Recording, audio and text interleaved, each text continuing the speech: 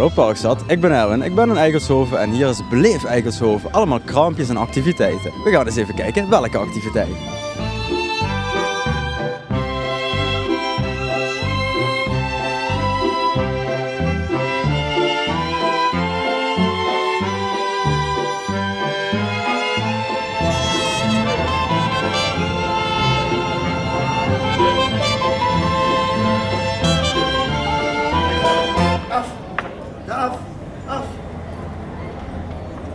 Ik ben van Honings. Ik ben van Honings Instituut Hondenopvoeding. Ik heb zelf de zaak nu 9 jaar met mijn man samen.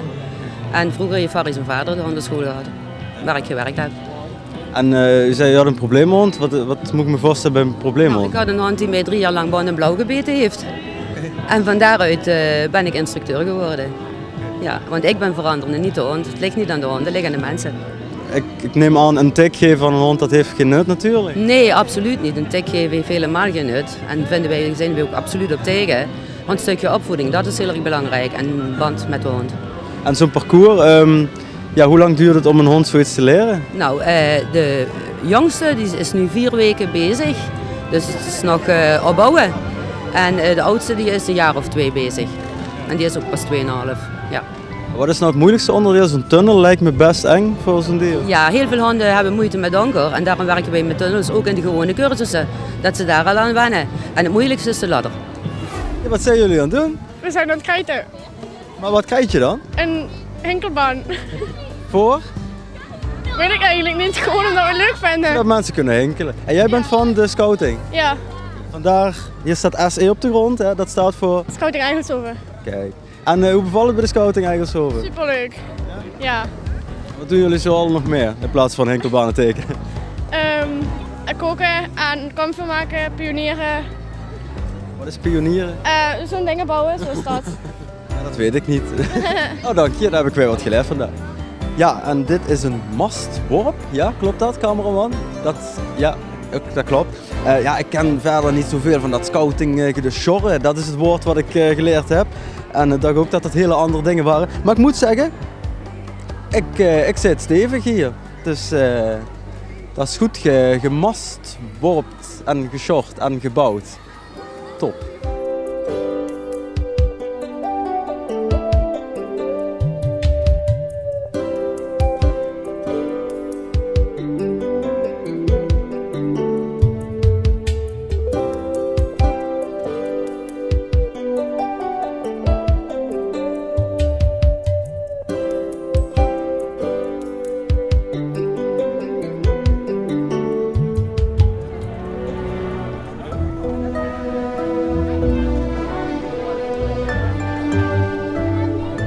Met wie heb ik het genoegen? Met Joyce Hulshoff.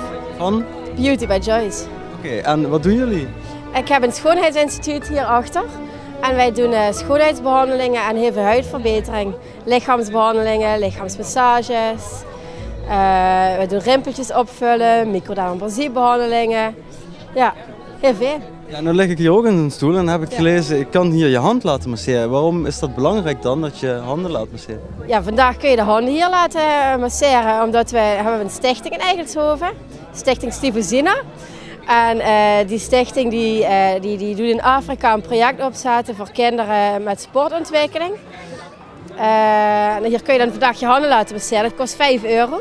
En die hele €5 die gaan dan ook naar Stivozina.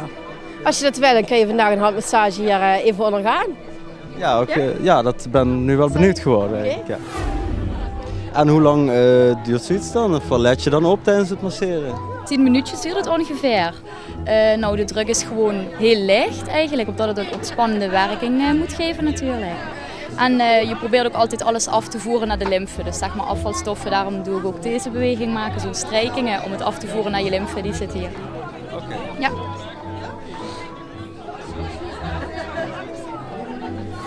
Ja, mijn hand is net gemasseerd en ik moet zeggen, ja, het voelt echt, het is heel zacht en enorm bedankt.